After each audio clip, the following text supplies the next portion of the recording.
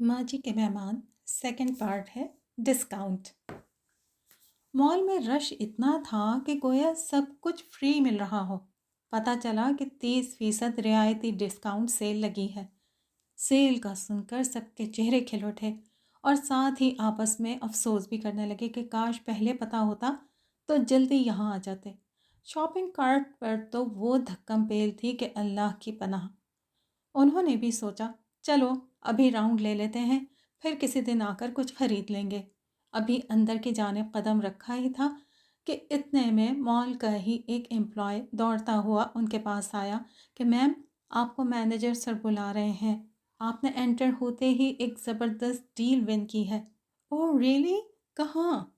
लड़के ने उन्हें पीछे आने का इशारा किया और मैनेजर तक ले गया, जिसने बहुत खुश अखलाक़ी से उनका इस्तकबाल करते हुए बताया कि हमने एक सरप्राइज़ रखा हुआ है। आप जिस वक्त मॉल में तशरीफ़ लाई हैं उसमें जितने भी फैमिली मेम्बर साथ हैं, आप सब फ़लाँ फ़लाँ स्पॉट से जो भी लेना चाहें 90% डिस्काउंट रेट पर ले सकते हैं। लेकिन ख्याल रहे कि कुछ ही देर में स्टोर बंद होने वाला है, तो आपको इससे पहले ही काउंटर पर वापस भी आना होगा। बिना किसी सवाल किए उसकी बात मुकम्मल होने से पहले ही सब के सब मुख्तलिफ सिमतों में भाग खड़े हुए थे। लेकिन बमुश्किल 4 चीज़ें उठाई होंगी कि हाथों में जगह ही नहीं बची। एक अच्छी चीज़ उठाते दूसरी वापस रखनी पड़ती, क्योंकि रश के सबब बड़ी कार्ट तो ली ही नहीं थी और जल्दबाजी में जो लपके थे तो बास्केट तक लेना भूल गए। अब इस ज़बरदस्त रश में वापस जाकर कुछ भी लाना फजूल था। बदहवासी में नुसरत बेगम तो कुछ नाजुक क्रिस्टल पीसेस से ऐसी टकराई कि वो गिरकर टूट गए, जिसका मतलब था चारों नाचार ये चकनाचूर बेकार कांच के टुकड़े उन्हें खरीदने ही पड़ेंगे। लिहाजा बोझल कदमों से उन सबको वापस लौटते ही बनी।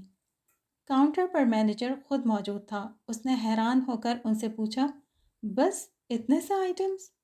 उसने ब्रांड्स के नाम ले लेकर अशिया गिनवाते हुए जताया कि इस दौरानिए में वो कितने बड़े बड़े आइटम्स भी ले सकती थीं। या फिर उस जानिब बेशकीमत नायाब ज्वेलरी और घड़ियों का भी तो सेक्शन था। अरे मैम, कार्ट या बास्केट ना थी, लेकिन आप लोग सीधा सूटकेस वाले हिस्से में जाकर बैग्स ले लेती तो इसमें तो बहुत कुछ ले जा सकती थी। फिर नुसरत बेगम को क्रिस्टल की किरचियाँ बैग में पकड़ाते हुए अखलाकन सॉरी मैम कहा तो नुसरत को खुदा जाने क्यों अपनी मुलाजिमा सकीना याद आ गई।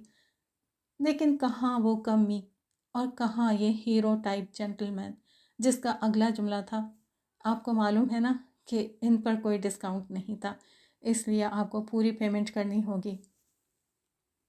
वापसी पर सबको चुप लग चुकी थी। अलीना और अलीशा के तो पहले ही हलक में आंसू फंसे हुए थे। इतनी ज़बरदस्त डील ज़ाया हो गई थी। सोशल मीडिया की शहजादियाँ इस सुपर स्टोर से क्या कुछ लेकर अपने मद्दाहों पर भला क्या क्या नहीं रोप डाल सकती थी। रस्ते भर वो सब लोगों के बेहंगम हुजूम को इल्ज़ाम देते रहे, अपने हवास बाख्ता होकर पहले बास्केट और फिर अच्छी चीज़ें ना लेने का सोग मनाते रहे। रात को सब नमाज पढ़कर फारिग हुए तो साजिद ने पूछा कि बबलू बता रहा था आज आपको कोई डील मिल गई थी। ये कहना था कि सभी का दुख ताज़ा हो गया। जब सब बोल चुके तो माँ जी ने आह भरते हुए कहा, आज एक बहुत बड़ी बात हुई है हमारे साथ। बड़ा अजीब सा दिल हो रहा है। कुछ देर खामोशी रही, फिर नुज़हत में ना जाने कहाँ से इतनी अखलाक़ी जुर्रत उमड़ आई।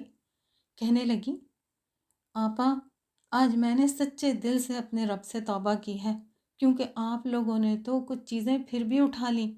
मेरे हिस्से तो बस क्रिस्टल के टोटे ही आए हैं, जिनकी मैंने भरपूर कीमत भी अदा की। तभी से मेरा दिल भी टूट गया था।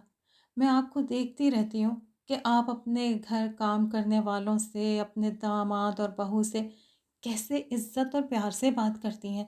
सब दौड़ भाग कर आपकी खिदमत करते हैं। मैं समझती थी कि यूं नरमी बरतने से सब सर चढ़ जाते हैं, अगले बंदे को दबा लेते हैं। इसीलिए तो बात बात पर उनका दिल तोड़ना मेरी आदत बन गई। मैंने सबके दिल तोड़े تو مجھے آج اتنی شاندار ڈیل پر بھی فقط ٹوٹے ہوئے شیشے چننے پڑے۔ اس قدر شرمندگی الگ اٹھائی میں نے، اور جب اسی میں سارا دھیان اور وقت لگ گیا تو باقی کچھ لے بھی نہ پائی۔ آپا جی، کسی کو یقین نہیں آئے گا، پر میں نے خود سے سکینہ کے لیے گفٹ لینے کا وعدہ کیا ہے۔ سب سے زیادہ تو میں اسی کا دل دکھاتی ہوں گی شاید۔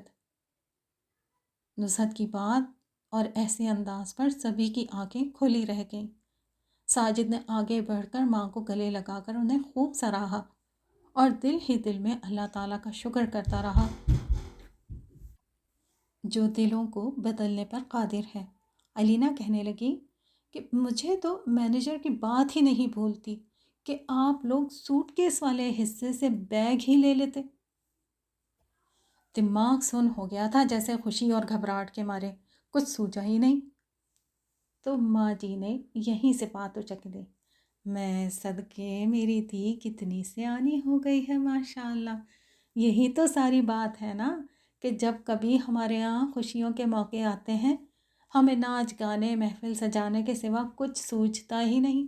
دیکھو پورا اسٹور بھرا پڑا تھا اور سمجھو کہ مفت ہی سب لے لینا تھا، لیکن نہ کیری کارٹ لی ہم نے، نہ باسکٹ، نہ ہی بیگ۔ اللہ اکبر!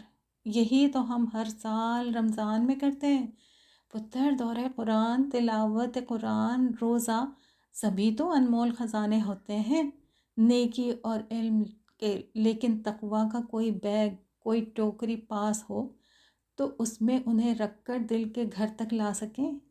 اوف خدایا، جب سارا علم صرف دماغ تک ہی جانا ہے، دل میں نہیں آنا، تو پھر کتنے ہی سال ہم پر رمضان گزر جائیں یا ہم تعلیم قرآن سے گزریں، دل نہیں بدلنے کے، عمل نہیں بدلنے کے۔